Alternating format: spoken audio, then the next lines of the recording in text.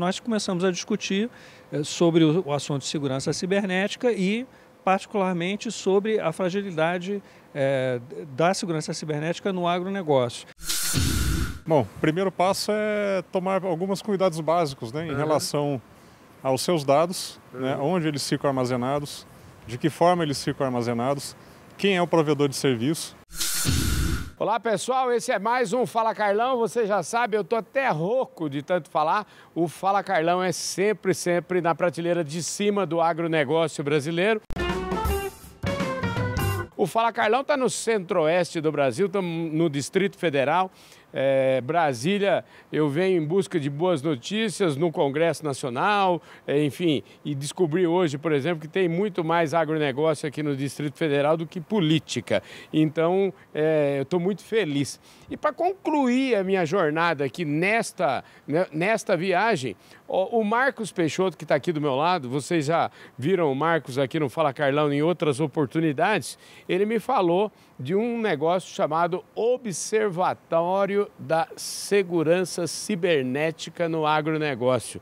Olha só que nome importante. Só dele falar esse nome, eu falei, gente, eu fiquei curioso para saber do que se tratava. Então, ele reuniu aqui o conselho desse observatório para a gente bater um papo. Marcos, obrigado, boa tarde, obrigado pela sua gentileza de reunir essa turma aqui, viu? Boa tarde, Carlão, é um prazer mais uma vez estar aqui com você, falando para o seu público sobre esse tema tão importante que é a segurança cibernética. Maravilha! Ó, e ele juntou uns caras boco peso pesado. Aqui lá do lado esquerdo está o Elton Garcia, que é engenheiro de computação. Elton, tudo bom? Tudo bom, agradeço pela oportunidade de estar aqui batendo um papo. A oportunidade é minha e é um privilégio para os nossos seguidores aí que vão poder ter uma aula aqui sobre esse tema. E aqui do meu lado direito agora, o Marcelo Cunha, que é cientista da computação. É importante, hein, Marcelo? Você tá bom? Boa tarde, tudo bem? Prazer, muito bacana ter a oportunidade de estar falando sobre esse tema fundamental para o agronegócio brasileiro, um país com o nosso potencial. Maravilha. Beleza pura. Ô, Marcos, vou começar com você aqui. Por que esse assunto veio à baila? A gente começou a discutir, enfim, entre nós somos amigos, né? Já temos outros membros do observatório que trabalham na coordenação do observatório, que não puderam estar presentes, mas nós começamos a discutir sobre o assunto de segurança cibernética e, particularmente, sobre a fragilidade da segurança cibernética no agronegócio. E como que a gente poderia criar uma forma, né, de criar essa consciência, né, nas diversas entidades e entre produtores rurais no setor, né, sobre a importância da adoção de ações para a promoção dessa segurança cibernética. E aí resolvemos criar um perfil, né, no LinkedIn, que é uma rede social de uso basicamente profissional, onde a gente acreditou que a gente ia alcançar de forma mais efetiva esse público, que são das empresas e organizações que atuam no agronegócio como um todo. Espetacular, hein, gente? Esse assunto é um assunto extremamente relevante. Você sabe que esses tempos atrás, vocês acompanharam aí, o programa Fala Carlão ficou fora do ar aí uns 20 dias. Ô Marcelo, eu queria saber de você, que é cientista da computação, você sabe que eles tiraram o programa Fala Carlão do ar a pretexto de fazer uma checagem, uma verificação e depois voltaram depois de, sei lá, de 20 dias e a gente, vamos dizer, recorreu aonde a gente achava que podia recorrer, mas... Enfim, todo mundo está sujeito a acontecer isso? Sim, naturalmente, ou seja, por questões legais ou não, simplesmente. Ou seja, a empresa que você mantém as suas informações, os seus dados, os seus vídeos, né, resolveu, por algum motivo, que deveria tirar vocês do ar. Está armazenado com eles, está fora do Brasil provavelmente, certamente deve estar fora do Brasil, então o cara simplesmente tirou. Algo unilateral e draconiano, né, muitas vezes. Pois é, rapaz. Ó, deixa eu passar aqui, deixa eu andar um pouquinho aqui perto do Elton para trazer um pouquinho. Ô, Elton, você como engenheiro, como é que você lida com uma história dessa? Que palpite você daria no meu negócio, no meu caso, por exemplo?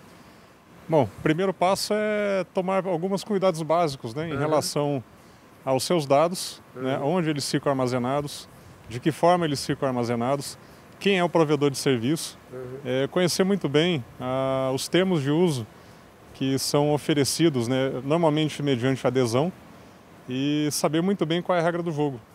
Porque no caso de incidentes cibernéticos, e considerando o armazenamento desses dados fora, né, do seu alcance, é importante saber o que o seu provedor pode fazer para ajudá-lo.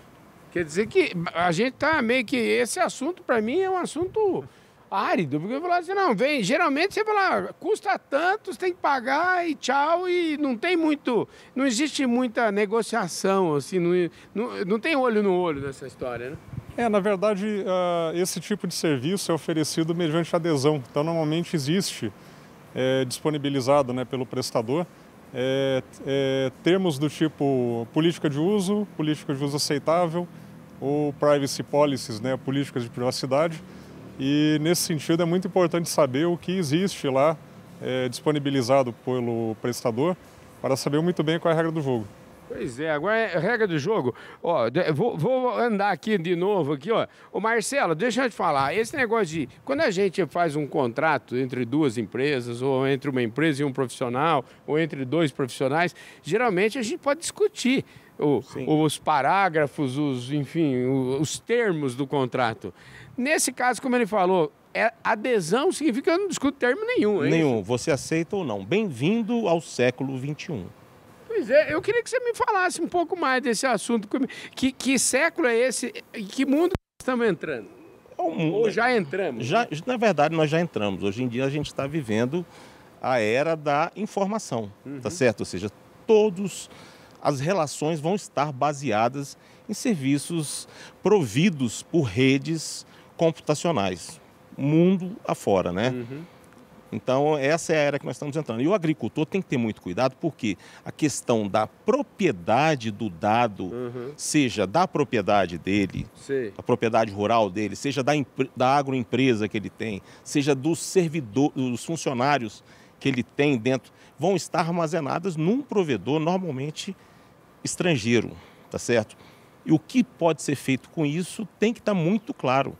Mas vem cá, eu fico pensando assim, será que nós não estamos numa discussão quase que inócua?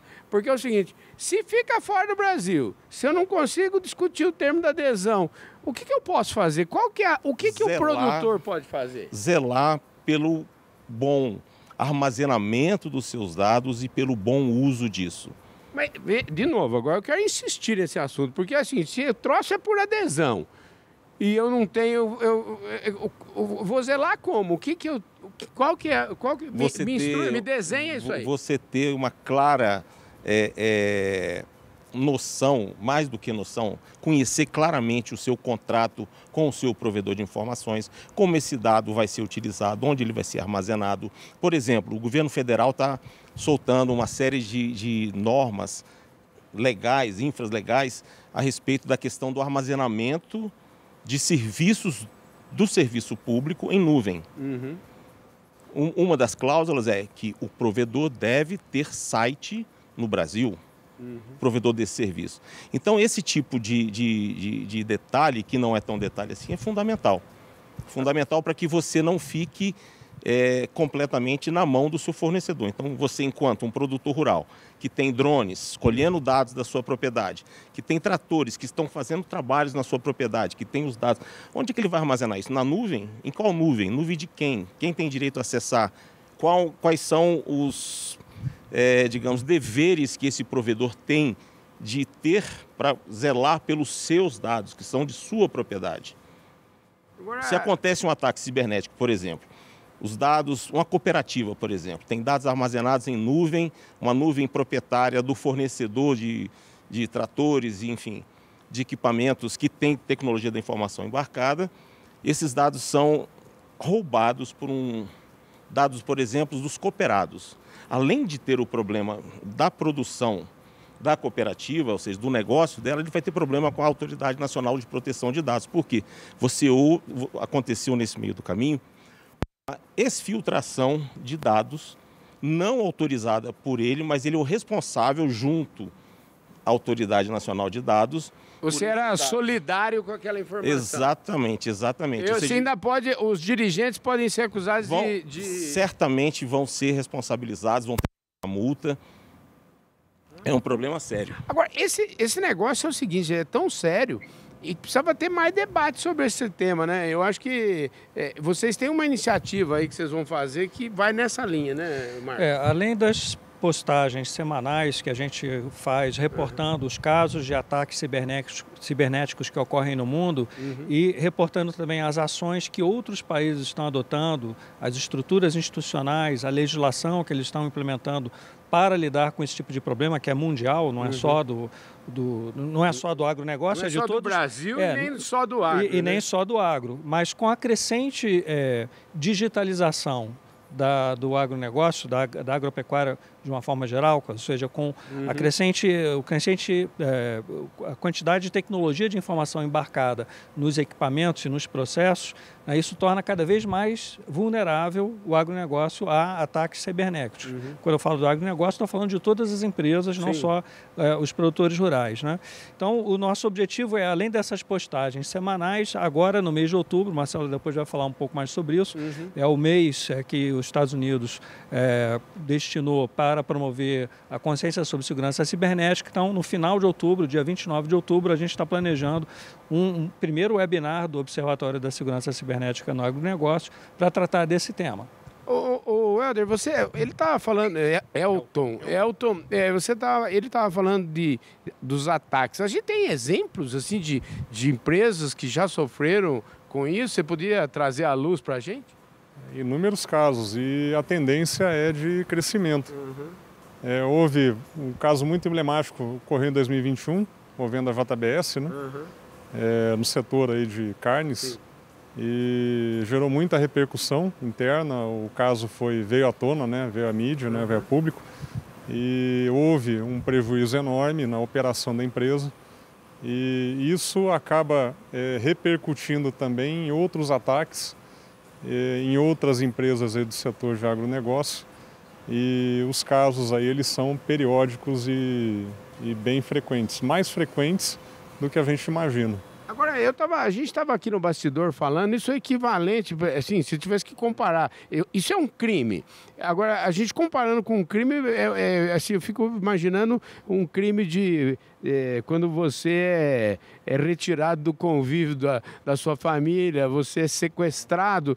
Seria o equivalente a um sequestro digital aí no caso? Vamos fazer uma analogia aí ao mundo concreto, vamos dizer assim, mundo físico. Um ataque muito comum que ocorre hoje é o ataque de ransomware, em que o atacante ele simplesmente indisponibiliza os dados da vítima, criptografando-os, então os discos eles são cifrados, e a partir daí ocorre uma extorsão, ou seja, mediante o pagamento, então há uma motivação financeira por trás aí do atacante, e em troca de um pagamento, geralmente em moeda digital, ele libera a chave para que haja a decriptografia daquele espaço que foi comprometido. Essa é a extorsão simples. Existe também uma figura chamada dupla extorsão, em que nesse caso, além do resgate, existe também uma segunda ameaça, que é a ameaça de vazamento desses dados na internet ou na dark web. Então pode haver também uma dupla extorsão, em que o atacante ele solicita um segundo pagamento para que ele não vaze os dados que foram exfiltrados antes do ataque.